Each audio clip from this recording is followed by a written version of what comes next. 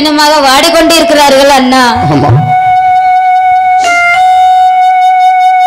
ஆண்டவன் நம்மளை இப்படியே கைவிட்டு விடுவானா?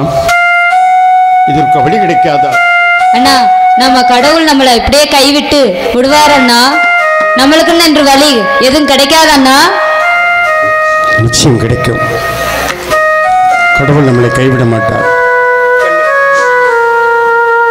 கண்கலங்காதே கண்ணு, நீ எழுதால் என் மனம் தாங்காது கண்ணே.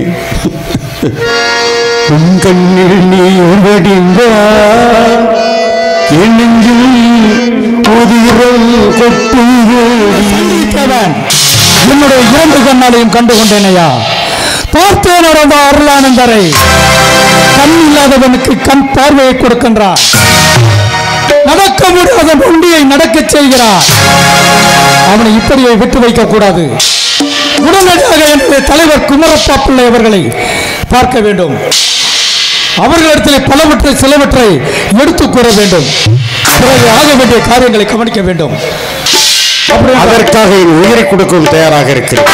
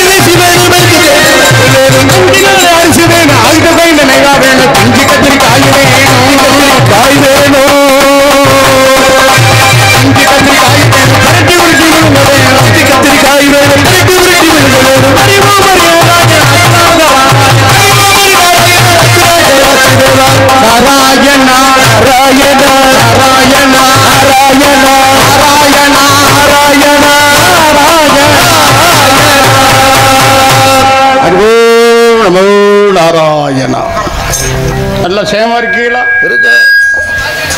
எல்லாம் நல்லா இருக்கணும். அதுல மாமி மாமி சௌக்கியமா? என்ன செய்வது, விதி விளையாடுகின்றது. ஆலயங்கள் வேறும் ஆறுகால பூஜை நடைபெறவில்லை. கோயிலில் நாம் அடப்பட்டு கிடக்கின்றன. ஆலயத்திற்கு யாரு வந்தாலும் அர்ச்சனை செய்ததானே அவர்கள் கொடுக்கும் காணிக்கை வைத்து நாங்கள் குடும்பம் நடத்துவோம். 1000 பிராமணர்களுக்கு தலைமை குருவான இந்த பூம்பாவன ஐயர் 1000 பிராமணர்கள் பசியும் பட்டினால் வாடுகிறார்கள். ஏன் ராஜசேகரே, நயினார் கோவில் கோபுரத்தில் கும்பாபிஷேகம். அதில் அடியந்தான் கும்பாபிஷேகத்துக்கு சென்றிருந்தேன். சரி, அந்த கோபுரத்தில் ஏறி அந்த கும்பத்திலே தண்ணி ஊற்றும் பொழுது கீழே இருந்து சேதுபதி மன்னர் பார்த்து கொண்டிருந்தார். பூம்பாவனையிற்கு வயதாகிவிட்டது. தள்ளாத வயதிலும் நடுங்கிக் கொண்டே இந்த கோபுரத்தில் ஏறுகிறார். அவரை அரண்மனைக்கு வர சொல்லுங்கள் என்று தெரிவித்தார். என்னமோ ஏதோ பயந்து கொண்டு அரண்மனைக்கு சென்றேன். மன்ன பெருமானே, தங்கள் வாழ்க வளம் பெறுக. என் அழைத்த காரணம் யாது என்று கேட்டேன். ஐயர் பெருமானே, உங்களுக்கு வயதாகிவிட்டது, தள்ளாத வயது, அதனால் உங்களுக்கு ஒரு ஏற்பாடு செய்திருக்கிறேன் என்று தெரிவித்தார். என்ன ஏற்பாடு? அரேபிய நாட்டிலிருந்து ஒரு குதிரை ஏற்பாடு செய்திருக்கிறேன். இனிமேல் நீங்கள் சௌகரியமாக இந்த குதிரையின் மீது ஏறி எங்கும் செல்லலாம் என்று தெரிவித்தார். மன்னர் பெருமானே, தாங்கள் தான் தெரிவித்தீர்கள் தள்ளாத வயது. இந்த வயதான காலத்திலே நான் குதிரை சவாரி செய்ய முடியுமா? குதிரைகள் கீழே விழுந்து விட்டால் என் கால்கள் ஒடிந்து விடுமே. அது வேண்டாம், எனக்கு ஒரு பல்லக்கு ஏற்பாடு செய்யுங்கள் என்று தெரிவித்தேன். மறுக்காமல் எனக்கு ஒரு பல்லக்கு ஒரு ஏற்பாடு செய்தார். அந்த பல்லக்கை தூக்கி கொண்டு போவதற்காக 8 பேர் இருந்தார்கள். சுகமாக சௌரியமாக எங்கும் சென்று கொண்டிருந்தேன். இப்பொழுது பல்லக்கை தூக்குவதற்கு யாரும் வருவதில்லை. அவர்களும் மறுத்து விட்டார்கள். என்ன காரணம்? எதற்காக வரவில்லை? மக்கள் எல்லாம் ஆலயத்திற்கு வருவதில்லை. 1000 பிராமணர்கள் பசியின் பட்டினால் துடித்துக் கொண்டிருக்கிறார்கள். என்ன நடந்தது? விதியா அல்லது சதியா? ஒன்றுமே தெரியவில்லை. விதியா சதியா, விதியா சதியா, இந்த வேதனை எனக்கேனோ முறையா இறைவா?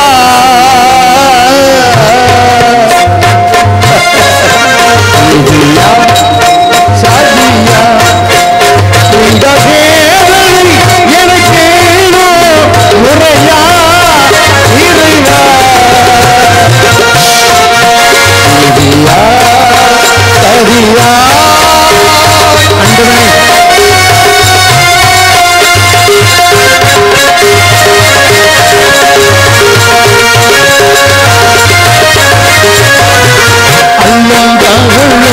ஆண்டவனே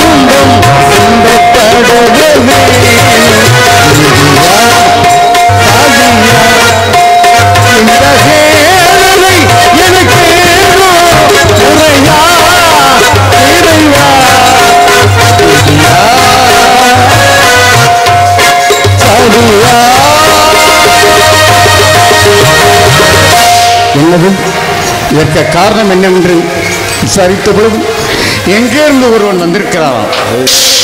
கடல் கடந்த நாடில் வந்திருக்கிறாராம். அவர் பெயர் அருளானந்தராம். அற்புத காட்சிகளாம் செய்கிறார். கண்டறியாத குரல்களை காண செய்கிறார். வாய் பேசாத உண்மைகளை பேச வைக்கிறார். செவிடர்களை கேட்க வைக்கிறார். முடவர்களை நடக்க வைக்கிறார். நோய் நொடி பிணி அத்தனையும் கேட்டு அற்புத சுகம் அளிக்கிறாராம். இதனால் மக்கள் அனைவரும் அவர் பக்கம் சென்று கொண்டிருக்கிறார்கள். இப்படி போய்கொண்டிருந்தால் நம் இந்து மதம் அழிந்து விடுமே. இதற்கு என்ன செய்யலாம்? முல்லை முள்ளால் தான் எடுக்க வேண்டும்.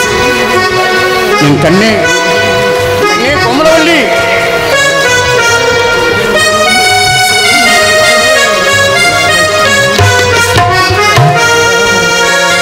அண்ணா, நம்ம ஆத்துல உள்ள பிரம்மணர்கள் எல்லாம் பசியும் பட்டினமாக வாடிக்கொண்டு இருக்கிறார்கள் அண்ணா. ஆண்டவன் நம்மளை இப்படியே கைவிட்டு விடுவானா? இதற்கு வழி கிடைக்காதா? அண்ணா, நம்ம கடவுள் நம்மளை இப்படியே கைவிட்டு விடுவார் அண்ணா? நம்மளுக்குன்னு என்று வழி எதுவும் கிடைக்காத அண்ணா? நிச்சயம் கிடைக்கும். கடவுள் நம்மளை கைவிட மாட்டார். கண்கலங்காதே கண்ணு, நீ எழுவாளின் மனம் தாங்காத கண்ணே. உன் கண்ணில் நீ வடிந்தால் என் நெஞ்சில் உதிரம் கொட்டுவேடி.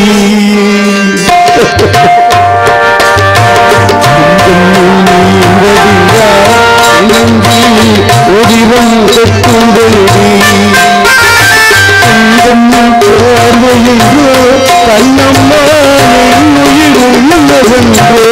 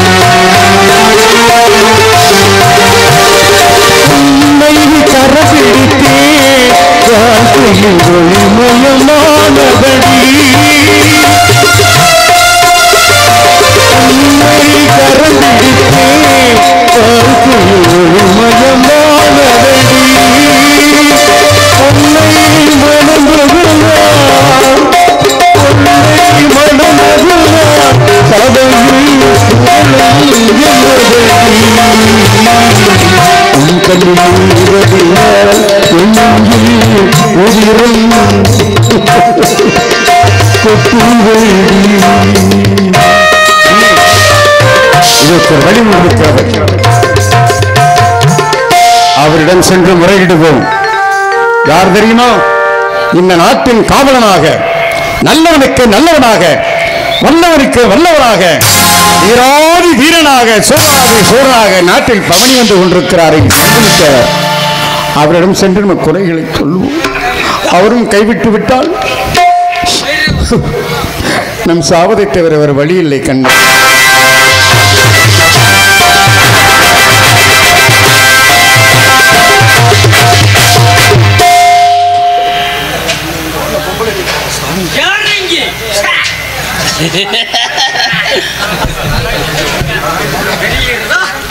பிரகாடி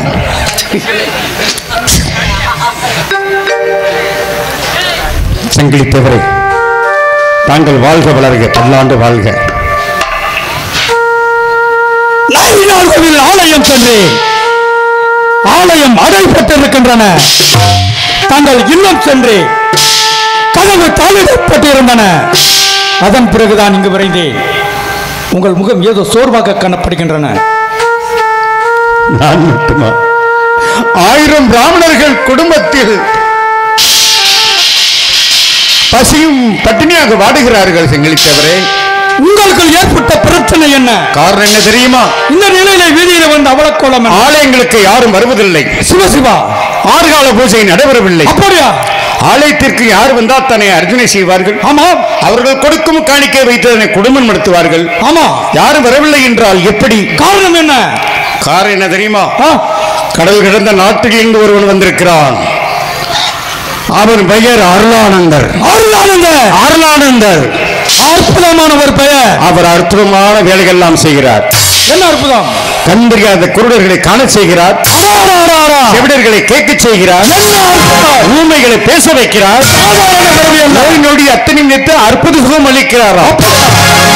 இதை நம்பி பின் நம்ம மக்கள் எல்லாம் சாரசாரையாக சென்று கொண்டிருக்கிறார்கள்.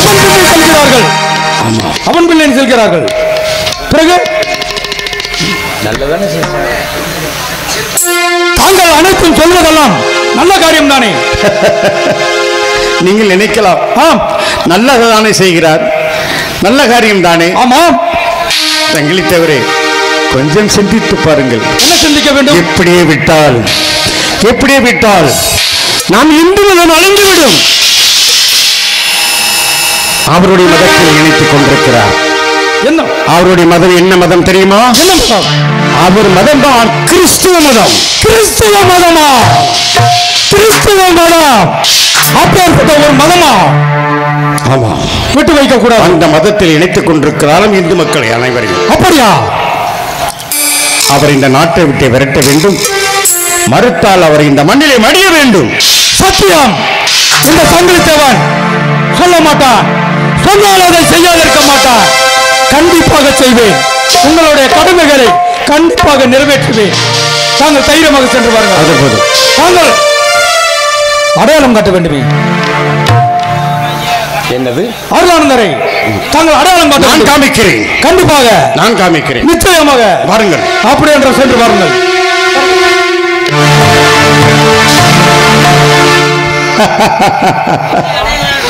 அருளானந்தரே, அருளானந்தரே, நீ எங்கு பிறந்தாயோ, எப்படியெல்லாம் வாழ்ந்தாயோ,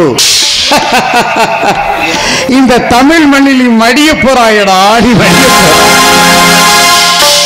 இந்த பூம்பாவன் ஐயருடைய சபதம். உன்னை ஒழித்து கட்டுகிறேன் பார், உன்னை ஒழித்து கட்டுகிறேன் பார். அருளானந்தா, உன்னை ஒழித்து கட்டுகிறேன் பார். ஒழித்தே கட்டுகிறேன்.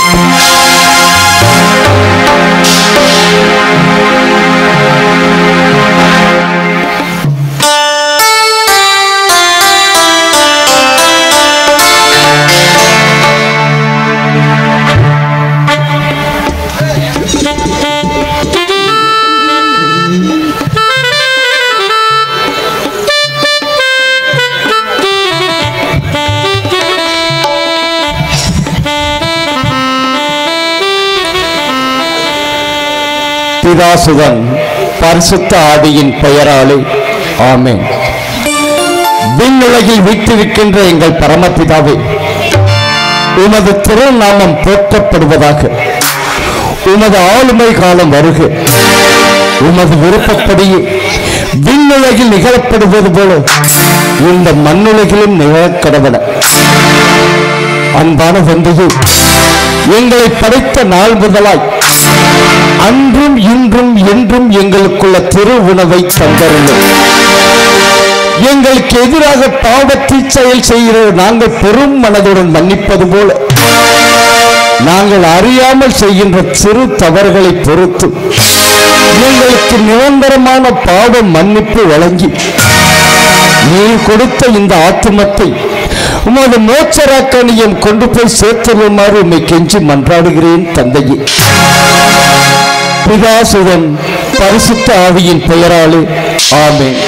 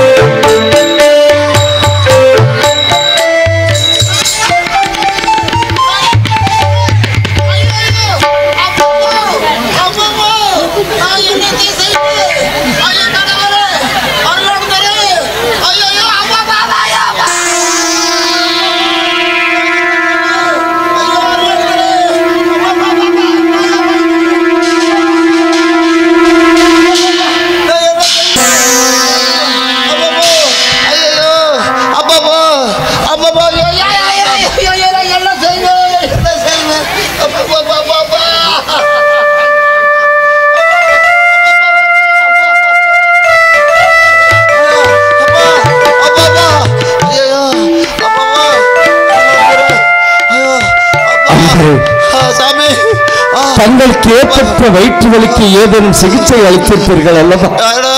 நான் போகாத இடம் இல்ல, பார்க்காத வைத்தியர் இல்ல, வயிற்று வலி குணமாகலையே. என்னை நாடி வந்ததன் காரணம் ஊர் உலகமெல்லாம் உங்களை பத்தி தான் பேசிக்கிறாங்க. அருளானந்தரை போய் பாருங்க, வயிற்று வலி ஏதாவது ஆமா குணமாயிரும்னு சொல்றாங்களே. அன்பரே, என்னால் ஒன்றும் ஆகவில்லை. உண்மையும் எம்மையும் உலகத்தில் உள்ள அனைத்து ஜீவராசிகளையும் படைத்து காத்து பெறும் அந்த அன்பு தெய்வம் இயேசு ஒருவரால் மட்டுமே அந்த வல்லமையை செய்ய முடியும். அவரால் நீ சுகம் பெற வேண்டும் என்று முழு மனதுடன் விசுவாசியுங்கள். உங்களது விசுவாசமே நீ பூரண சுகம் பெறுவீர். அன்பரே, நான் விசுவாசிக்கிறேன், உங்களை நம்பி தானே வந்திருக்கேன்.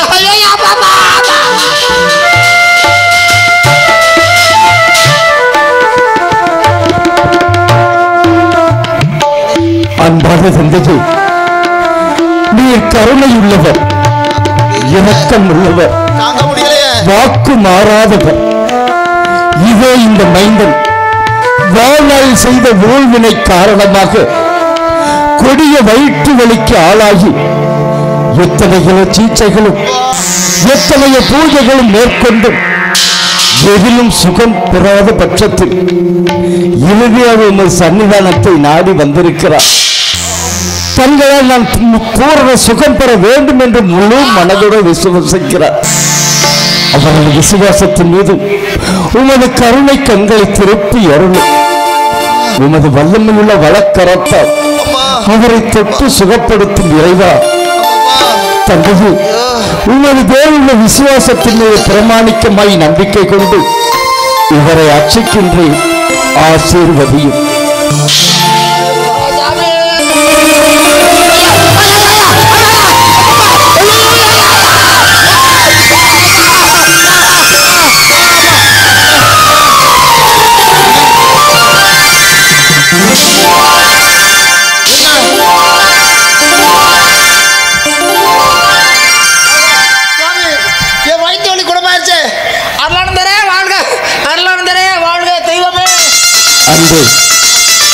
என்னால் ஒன்றும் ஆனதில்லை என்பதை உமது விசுவாசமும் ஆதங்கமும் விண்ணப்பமும் உண்மை என்று அந்த இயேசு அறிந்திருக்கிறார். அவரது அருள் கடாட்சத்தை உமக்கு நிறைவாய் அளித்திருக்கிறார். அதன் பிரதிபலனை நீர் பூரண சுகம் பெற்று உள்ளீர். மீண்டும் தவறான செய்கைகளுக்கு நீங்கள் செல்லாமல் உமக்கு சுகமளித்த இயேசுவுக்கே நன்றியுள்ள மகனாக இந்த மண்ணில் வாருங்கள். நிச்சயம் மீட்படைவீர் அன்பரே.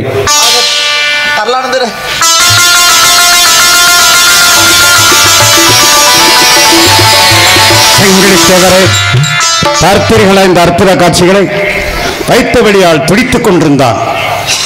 ஏதோ சொல்லி குணமாக்கி விட்டானே. இப்படித்தான் மக்களை திசை திருப்பிக் கொண்டிருக்கிறார். இவன் இங்கு வைக்கலாமா? இந்த நாட்டை விட்டு விரட்ட வேண்டும் அல்லவா?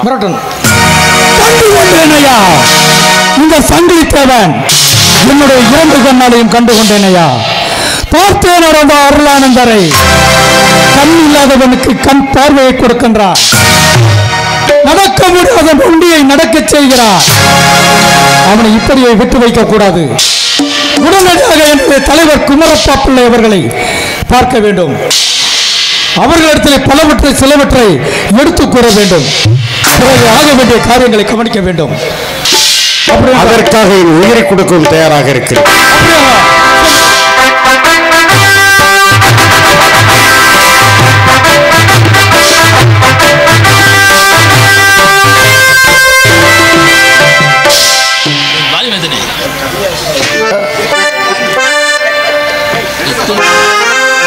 எத்தனை மாந்தனுக்கு ஒரு கோயில் போதாது சத்திய திருநாயகா, சத்திய திருநாயகா. எத்தனை மாந்தனுக்கு ஒரு கோயில் போதாது சத்திய திருநாயகா, சத்திய திருநாயகா.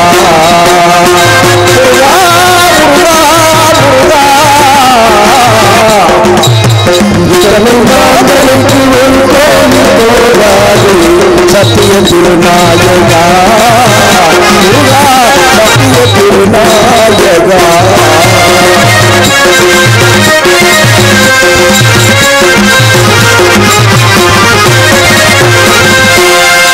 படைத்தாலும் உயிர்களுக்கு ஒரு பீடமே, ஒரு படத்தாசியே சிவரின் பலிபீடமே.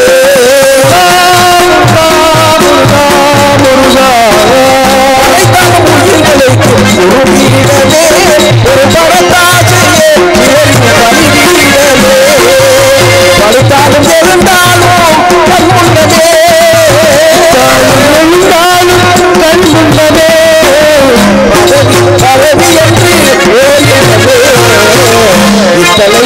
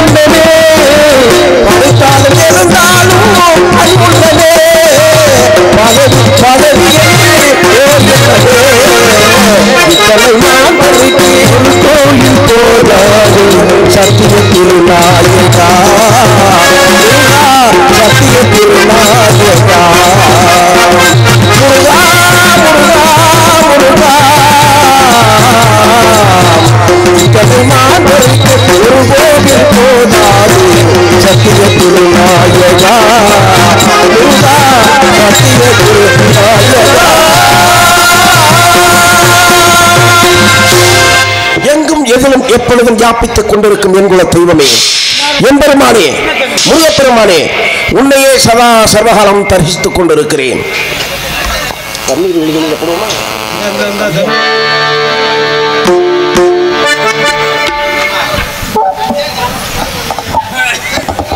குமாரப்பா பிள்ளையார் நடிக்கும் அருமை அவர்கள் சின்னத்தம்பி அவர்களுக்கு கிராமத்தின் சார்பாக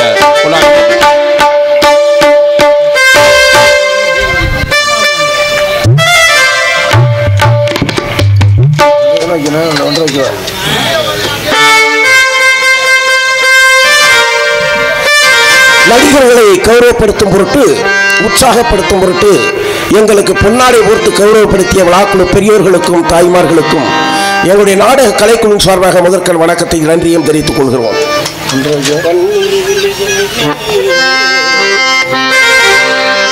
பன்னிரு விழிகளிலே பன்னிரு விழிகளிலே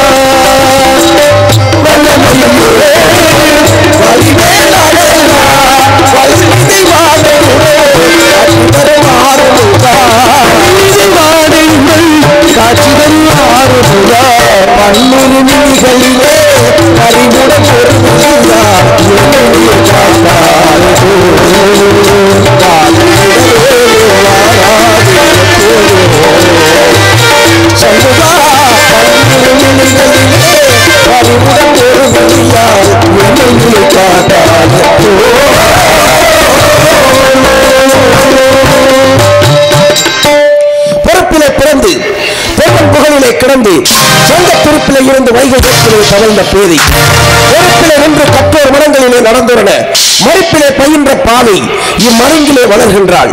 இச்செம்மொழியாம் செந்தமிழுக்கு சிறப்பாயிரம் பாடி வைத்த ஆண்டோர்களுக்கும் சான்றோர்களுக்கும் பாவலர்களுக்கும் நாவலர்களுக்கும் புறவலர்களுக்கும் ஆண்டோர்களுக்கும் இங்கு கூடியிருக்கிற பெரியோர்களுக்கும் தாய்மார்களுக்கும் பங்கு தந்தையர்களுக்கும் முதற்கண் வணக்கத்தை சமர்ப்பணம் செய்து கொண்டு தூத்துக்குடி மாவட்டம் எட்டயபுரத்தை சேர்ந்த வேதாச்சலம் பிள்ளை அவர்களுக்கும் வரலட்சுமி அம்மையார் அவர்களுக்கும் இந்த முத்துக்குமாரப்ப பிள்ளையாகிய நான் செல்ல பிள்ளையாக பிறந்து நடுத்தர கல்வி அறிவை கற்றறிந்த நேரத்தில் மதுரை நாயக்கர் மன்னர் அரண்மனையிலே ஒப்பந்த அடிப்படையில் என்னை பணியமர்த்தி என் பணியை மேற்கொண்டு என் பணியானது நிறைவுற்று எனது சொந்த ஊருக்கு திரும்பும் சமயத்திலே என் பணியினுடைய திறமையும் சக பணியாளர்களுடன் பேசிய பேச்சுத்தரத்தையும் அறிந்த நாயக்கர் மன்னர் அவர்கள் மீண்டும் அந்த அரண்மனையிலே நிரந்தர பணி மேற்கொள்ள வேண்டும் என்று கேட்டுக்கொண்டதன் பேரினாலே அதுநாள் முதல் இது நாள் வரை என் பணியினை சீரோடும் சிறப்போடும் செவ்வனை செய்து வந்து கொண்டிருக்கிறேன்.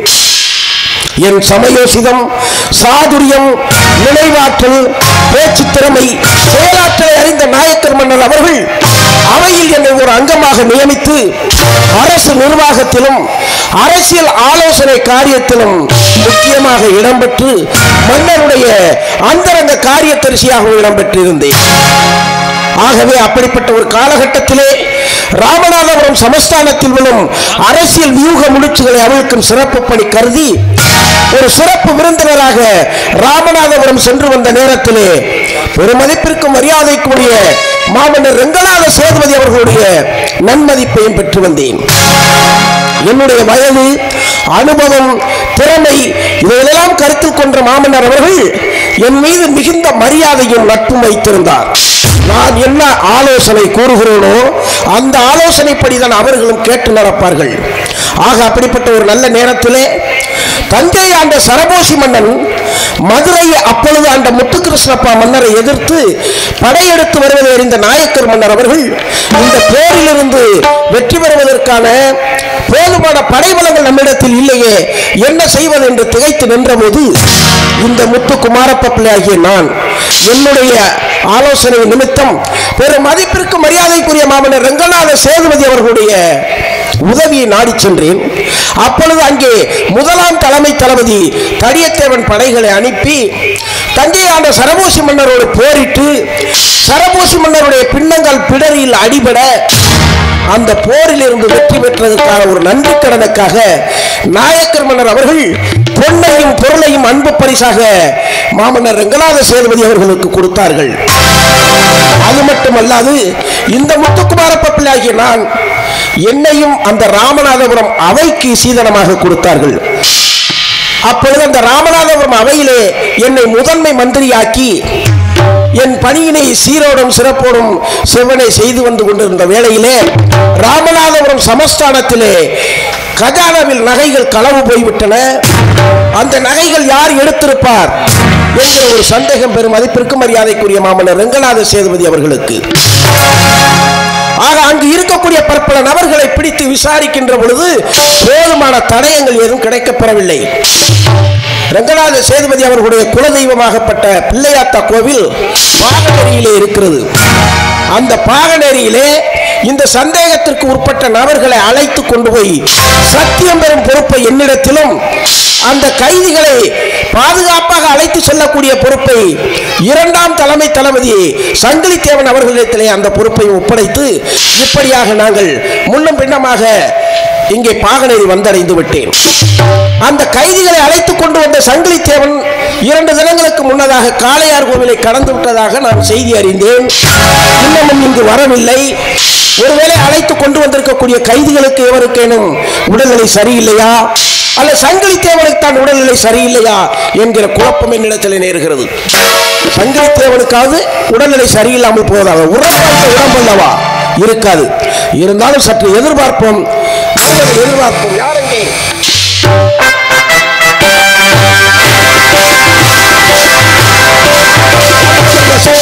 வருக வருக, வாழ்க உனது குற்றம் வாழ்க. ஏன் இவ்வளவு காலதாமதம்? எங்கே அழைத்துக் கொண்டு வந்திருக்கக்கூடிய கைதிகள் எங்கே? எப்பொழுதும் ஒரு முக செழிப்பமாக வரக்கூடிய தாங்கள் ஏன் இப்படி முகவாட்டமாக இருக்கிறீர்கள்? என்ன காரணம்? நடந்தது என்ன? வழக்கம் போல் நகர சோதனைக்காகவும் நகர்வளம் காப்பதற்காகவும் தங்களின் அடியன் சங்கிலித்தேவன் சரி சென்ற இடத்தில் ஒரு புதிய குழப்பம் ஏற்பட்டு இருக்கிறது. குழப்பமா? ஆமா. அப்படி என்ன ஒரு குழப்பம்? போர்ச்சுகல் நாட்டில் இருந்து அருளானந்தர் சொல்லக்கூடிய ஒரு புதிய மனிதர் இந்த பாகநேரி பகுதிக்குள்ளே வந்திருக்கின்றார். சரி, வந்து என்ன செய்கிறார்? வந்தது மட்டுமல்ல, அவர் செய்யாத அற்புதங்களை எல்லாம் செய்து கொண்டிருக்கிறார், அர்ப்பணித்துக் கொண்டிருக்கிறார். அற்புதமா? ஆமா. என்ன அற்புதம் செய்கிறார்? கண் இல்லாதவனுக்கு கண் பார்வையை கொடுக்கின்றார். நல்ல விஷயம் தானே. வாய் பேசாத ஊமையை பேச வைக்கிறார். செய்ய முடியாத ஒரு நல்ல காரியம் தானே. காதை கேட்காத செவிடனை கேட்க செய்கிறார். நடக்க முடியாத நொண்டியை முடவனை சப்பானை கூட நடக்க வைக்கிறார். நல்ல விஷயம் தானே. தாங்கள் கூறுவது போல நல்ல விஷயம்தான். ஆனால் முடிவு விபரீதமாக உள்ளது. என்ன விபரீதம்? இவர் ஒரு கிறிஸ்தவ மதத்தை சார்ந்தவர். கிறிஸ்தவ மதமா? கிறிஸ்தவ மதம் ஒன்று இருக்கிறதா? அதுவும் நமது பாகனேரி பகுதிகளில் கிறிஸ்தவ மதம் ஒன்று இருக்கிறதா? பரப்பிக் கொண்டிருக்கிறார். சரி, சென்று என் கண்கூடார சென்று பார்த்தேன். பிறகு என்ன நேர்ந்தது? இதனால் நமது ஆலயங்களும் அனைத்தும் அடைபட்டு இருக்கின்றன.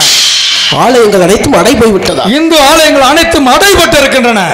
மக்கள் யாரும் ஆலயத்திற்கு வருவதே கிடையாது. இதற்கெல்லாம் காரணம் அந்த அருளானந்தர். ஆமா, சரி. இதற்கெல்லாம் 1000 குருக்களுக்கு தலைவரான பூம்பாவன் ஐயர். இவர்கள் குருக்கள். சரி. இவர்கள் பசி பட்டினியாக வாடிக்கொண்டிருக்கின்றார்கள். ஆலயங்கள் அடைபட்டு போய்விட்டன. மக்கள் யாரும் நடைபெறவில்லை. ஆமா, மக்கள் அனைவரும் அவன் பின்னால் செல்கிறார்கள். இதெல்லாம் காரணம் அந்த அந்நிய நாட்டவன அருளானந்தர். அதற்கு நீ என்ன செய்தாய்? நான் என்ன செய்ய வேண்டும்? தங்களுடைய உத்தரவுக்காக சரி காத்து கொண்டிருக்கின்றேன் அரசே. ஒற்றறிந்து உற்ற செய்தி கொண்டு வரக்கூடிய தாங்கள், ஆமா, உளவு பார்க்க வரக்கூடிய தாங்கள், தங்களை மீறி அவன் எப்படி இந்த பாகநேரி பகுதிகளே இந்த மரப நாட்டுக்களே வர முடியும்? எப்படி வந்தான்? யாருடைய அனுமதி பெற்று வந்தான்? யாருடைய அனுமதி பெறவில்லை. சரி, பூமாவன் ஐயர் என்னை அழைத்துக் கொண்டு அடையாளம் காட்டியிருக்கின்றார். சங்கிலித்தேவா, இருந்தாலும் உன் மீது எனக்கு சந்தேகமாக இருக்கிறது. சொல்லுங்கள். 1000 பிராமண குருக்களுக்கு தலைமை குருக்களாக இருக்கக்கூடிய பூம்பாவன் ஐயரிடத்திலே நான் விசாரிக்க வேண்டும். சந்தேகம் என்பது தென்பட்டால் அழைத்து பாரும். பூம்பாவன் ஐயர் அழைத்து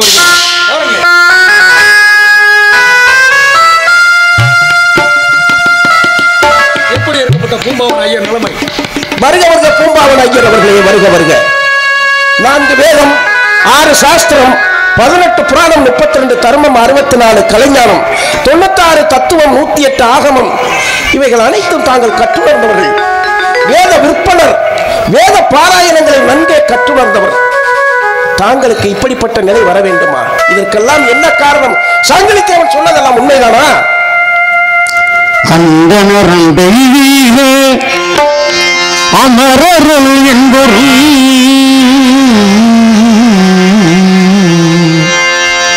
அந்தனரும் தெய்வீக அமரருள் என்பொருள் அருள் செல்வமே அடைந்து நிலைத்திடு நெறியாவும் பாதமலர்க்கே சமர்ப்பணம்.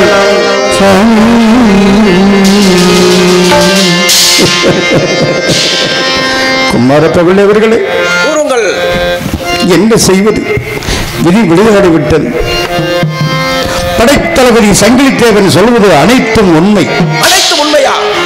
அந்த அருளானந்தர் செய்யும் அற்புத காட்சிகளை நினைத்து நம் இந்து சமுதாய மக்கள் அனைவரும் அவர் பின்னாடி சென்று கொண்டிருக்கிறார்கள். எப்படியே போனால் நம் இந்து மதம் அழிந்துவிடும் அல்லவா? இந்து மதம் அழிந்தே போய்விடுமே. இதற்கெல்லாம் காரணம் அந்த அந்நிய நாட்டவன் அருளானந்தர். ஆமாம். தாங்கள் என்ன செய்வீர்களோ, எது செய்வீர்களோ, அந்த அருளானந்தரை நாட்டை விட்டு விரட்ட வேண்டும், ஒழித்து கட்ட வேண்டும். அவனை மறுத்தால் இந்த மண்ணிலே மடிய வேண்டும். அதைத்தான் நாம் செய்ய. அது ஒன்றும் செய்தால் போதும் சாமி. நமது பூம்பாவன் ஐயர் அவர்களுக்கு நமது கஜானாவில் என்னென்ன திரவியங்கள் இருக்கிறதோ அத்தனையும் கொடுத்து எந்தவித குறையும் இல்லாமல் நிவர்த்தி செய். அந்த அருளானந்தரை எங்கிருந்தாலும் கட்டி இழுத்து வரும். நாம் தகுந்த முறையிலே விசாரிக்க வேண்டும். உடனடியாக கைது செய்து கொண்டு வரும். அப்படி தங்களுடைய ஒரே ஒரு உத்தரவுக்காக தான் காத்திருந்தான் இந்த சங்கிலித்தேவன். இதோ சென்று அந்த மடையனை இழுத்து வருகிறேன் அரசு, இழுத்து வருகிறேன்.